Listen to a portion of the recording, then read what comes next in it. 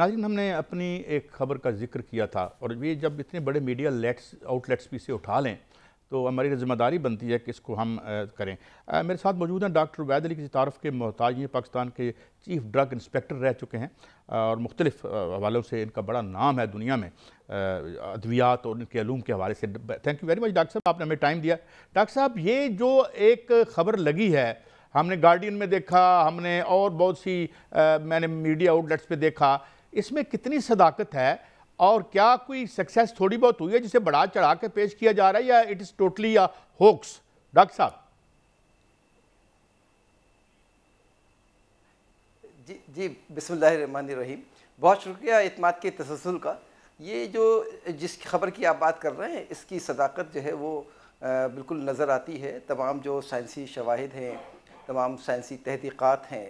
اور جو اس کے اوپر مشاہدات ہیں، وہ تمام ایونیو جوڑتے ہیں کہ ایسا ممکن ہے۔ اب ممکن کس حد تک ہے، اس پر کتنا کام ہو چکا ہے، چونکہ یہ ابھی خود تفتیش کے ابتدائی حصے میں ہے۔ فیس 1 کلینکل ٹرائل اس کا انہوں نے پبلش کیا ہے ان خبروں نے، مگر کسی سائنسی جرنل میں اب تک یہ آرٹیکل مکمل نہیں ہوا، کیونکہ ابھی فیس 2 کے ٹرائلز ہونے ہیں اور اس وقت تک کہنے میں ہمارے پاس بہت کچھ موجود نہیں ہوگا، لیکن یہ موضوع جو ہے یہ ممکن نظر آتا ہے۔ اچھا، آپ سب یو سی دی پاسبلٹی، لیکن ابھی جو بڑے بڑے جریدے ہیں، لینسٹ ہے یا اس طرح کے اور جو پرچے ہیں، یا جو امریکی ہے جسے کہ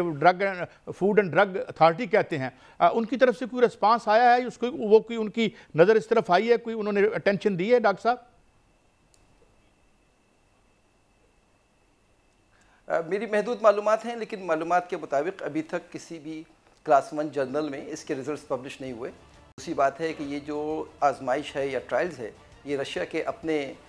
جو کیمپ سینٹرز ہیں وہاں پر ہو رہی ہے، اور ابھی تک رشیا سے باہر کہیں پر یہ اسٹڈی سبمٹ نہیں ہوئی ٹرائلز کے لیے۔ اور جو ہوا ہے وہ خود وہ کہہ رہے ہیں فیس 1 ہے، یعنی فیس 1 میں ہم سیفٹی دیکھتے ہیں، 48 لوگوں پہ کیا گیا ہے، اور ایک پیچیدہ سائنسی مرحلہ ہے اور بہت کامیابی سے انہوں نے بتایا ہے کہ وہ اچیو ہو رہا ہے۔ میں ان کی جو طریقہ ہے سوچنے کا، خیال کو، اس کو بہرحال داد دینی چاہیے۔ بہت احسن طریقے سے انہوں نے ایک مشکل مرحلے کو حل کرنے کی کوشش کی ہے۔ مگر ڈاکٹر صاحب، آپ نے بہت بڑی خبر دی ہے کہ کینسر کا علاج کی جو ہے وہ ویکسین کامیابی سے روس نے بنا لی ہے، اور روس کہتا ہے کہ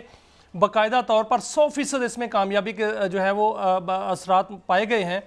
تو یہ بہت بڑی خبر ہے ڈاکٹر صاحب، کیونکہ اس میں جو کہا جاتا تھا، جو تاثر تھا کہ جو ملٹی نیشنل کمپنیاں ہیں وہ اس کا علاج نہیں ہونے دے رہی، علاج دریافت نہیں ہونے دے رہی، کینسر لا علاج ہے، تو پھر اس کا علاج تو پھر دریافت ہو گیا، اور اب پوری دنیا میں یہ ویکسین جو ہے وہ کینسر کا باقاعدہ طور پر اس سے علاج ہوگا، کیموتھراپی سے بچا جا سکے گا۔ اور چین یہ دعویٰ کرتا ہے کہ ان کے پاس شوگر کا بھی علاج ہے اور ان کے پاس گنجا پان کا بھی علاج ہے۔ اس کو کس حقیقت سے دیکھتے ہیں سر؟ دیکھیے، بہت سے لوگوں کو پتہ نہیں چلتا کہ انہیں کینسر ہو گیا اور ان کا علاج ہو جاتا ہے، باڈی خود بخود کر لیتی ہے۔ بہت ساری بیماریوں کا ہمیں اندازہ نہیں ہو پاتا کیونکہ ہم اس کا تعاقب نہیں کرتے اور ہم صحت مند ہو جاتے ہیں۔ تو یہ جو جملہ ایک اسٹیبلش کر دینا کہ کینسر لا علاج ہے، یا یہ اسٹیبلش کر دینا کہ جو انہوں نے علاج نکالا ہے وہ مکمل علاج ہے، یہ دونوں باتیں اپنی اپنی جگہ پر سائنس کے اندازے اور سائنس کی جو روح ہے اس کے خلاف ہیں۔ سائنس ایک مستقل سیکھنے کا عمل ہے۔ اب جو انہوں نے کہا ہے رشیا نے، ابھی بہت سارے سوالات کے جوابات ابھی نامعلوم ہیں، کیونکہ جو انہوں نے رستہ بتایا ہے، پاتھ وے جو ڈیفائن کیا ہے، وہ قریب چھوتا ہوا نظر آتا ہے گزشتہ جو مشاہدات ہیں، جو شواہد ہیں اور جو سائنسی ایکسپیریمنٹ ہیں، مگر یہ اتنا آسان نہیں ہے۔ یہ اچھا خاصا پیچیدہ معاملہ ہے۔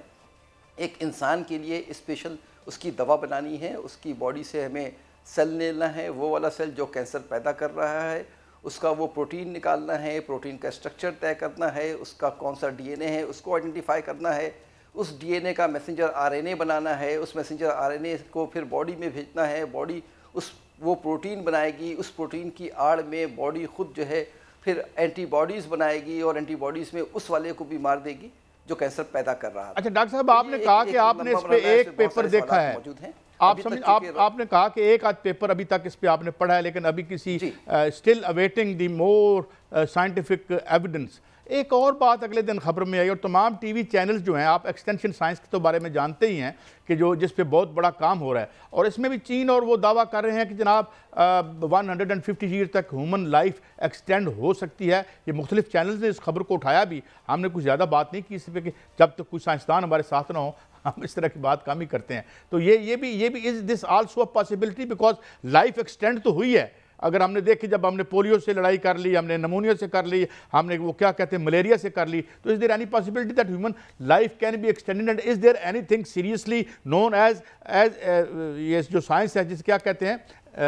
زندگی بڑھانے والی سائنس؟ دیکھیں ابھی تک قائد صاحب جو ہماری گفتگو تھی نا وہ یہ تھی کہ گھوڑے پہ سفر کرنا، خچر پہ سفر کرنا، گدھے پہ سفر کرنا، یعنی کہ ویکسین جو ہماری ٹریڈیشنل تھیں یا ٹیبلٹس تھی۔ اس وقت جس موضوع پر ہم بات کر رہے ہیں، یا چائنا نے بات کیا یا رشیا نے بات کیا یا امریکہ میں بات ہوا، یہ سمجھ لیجیے راکٹ کے اوپر سفر کرنے کی بات ہے۔ تو اس وقت ہم ڈی این اے کے اندر جا رہے ہیں اور وہاں سے وہ جین نکال رہے ہیں، اس جین کی پھر ہم سیکوینسنگ کر رہے ہیں اور اس کے بعد جو ہے وہ پروٹین بنانے کی کوشش کر رہے ہیں۔ یہ ایک خاصا دور کا معاملہ ہے، لیکن بہرحال انسانی جو عقل ہے، انسانی جو خیالات ہیں، انسانی جو مشاہدات ہیں وہ وہاں تک پہنچ چکے ہیں ابھی، مگر بہت کچھ باقی ہے۔ چائے کو لفظ میں آنے میں ابھی سینکڑوں سوالات کے جوابات باقی ہیں، بہت سارے معمات جو ہیں اس کو حل ہونا باقی ہے۔ ڈاکٹر صاحب دعویٰ تو یہ بھی کیا جاتا ہے کہ ویکسین سے جو شوگر ہے اس کا علاج کیا جا سکتا ہے، مکمل طور پر گنجا پان کا علاج کیا جا سکتا ہے۔ کیا یہ ممکن ہے کہ اس طرح کے علاج جو ہیں وہ آ چکے ہیں؟ اور دوسرا یہ مسئلہ سب سے بڑا سامنے آ رہا ہے کہ نوجوانوں کے اندر جو ہے وہ دل کے دورے کا جو ہے مرض بہت بڑھ چکا ہے، اور ایسے نوجوان جو کوئی ڈرگ نہیں لیتے ان میں بھی ایسے مسائل جو ہے پیدا ہو رہے ہیں۔ اس کی کیا وجوہات ہیں؟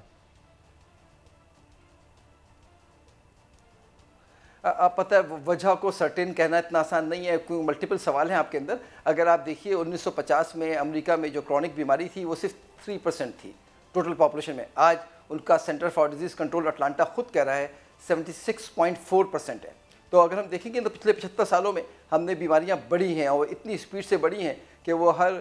چوتھا بچہ جو ہے وہ کسی نہ کسی کرونک بیماری کا شکار نظر آتا ہے، اور ہر جو 10 میں سے 8 جو لوگ ہیں وہ فوج میں جانے کے لیے وہ اہلیت نہیں رکھتے۔ تو یہ مسائل تو بڑھ رہے ہیں، ہمیں ایک ایک کر کے سمجھنا پڑے گا اس مسئلے کو اور اس کو سالو کرنا پڑے گا۔ اتنا آسان نہیں ہے کنکلوڈ کرنا کہ اس کی بنیادی وجوہات کیا ہیں، مگر جس طرف سائنس بڑھ رہی ہے وہ بڑا اہم ہے، وہ بڑی حیرت انگیز ڈیولپمنٹ۔ اچھا ڈاکٹر صاحب، ایک WHO کی اور رپورٹ آئی ہے جو چھپی نیوز میں چھپی، جس میں بتایا گیا کہ تو گنجے پان کا علاج ممکن ہے سر؟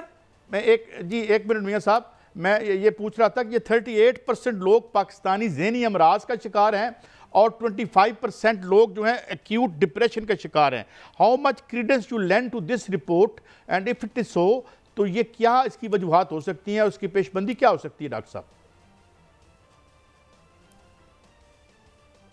قائد صاحب رپورٹ چاہے WHO کی ہو چاہے FDA کی ہو، جب تک مجھے پروٹوکول جس کے تحت یہ اسٹڈی کی گئی ہے اور اسٹڈی کا جو ڈیٹا ہے اس کی اوریجنلٹی، اس کا طریقہ کار نہیں بتائیں گے تو ہمیں اندازہ نہیں ہوگا۔ لیکن میں یہ ضرور جانتا ہوں کہ جو سائیکیٹرک پرابلمس ہیں وہ بہت بڑھ چکی ہیں اور اس کے ملٹیپل ریزن جو ہیں وہ پبلک کے سامنے اس وقت بار بار نظر آ رہے ہیں اور بڑے مستند شواہد نظر آ رہے ہیں۔ آپ کے یہاں دواؤں کا استعمال بڑھ چکا ہے، آپ کے یہاں اینٹی بایوٹک کا استعمال بڑھ چکا ہے، آپ کی سوسائٹی میں جو کھانے پینے ہیں اس میں مختلف ایسی سبسٹنس آ چکے ہیں جو پہلے نہیں تھے، آپ کے انوائرمنٹ میں وہ کیمیکلز آ چکے ہیں جو پہلے نہیں تھے، آپ کا جو پلاسٹک ہے وہ ہر جگہ استعمال ہو رہا ہے، کلر ہر جگہ استعمال ہو رہا ہے، فلیور ہر جگہ استعمال ہو رہا ہے، اور جو کھانے پینے کی اشیاء ہیں وہ ایکسٹینسولی جو ہے وہ کک کی جا رہی ہیں۔ Although the disease I am talking about now وہ کوئی لائف تھریٹننگ ڈیزیز نہیں ہے، لیکن لوگ بڑا پوچھتے ہیں کہ جی انسان کے جو بال ہیں، اب ویسے تو بال ویسے ہی وہ ٹرانسپلانٹ بھی کر دیتے ہیں، but is there any organic solution to it, یا I think one should not resort to this kind of کہ کوئی میڈیسن لے اس کو کرنے کے لیے؟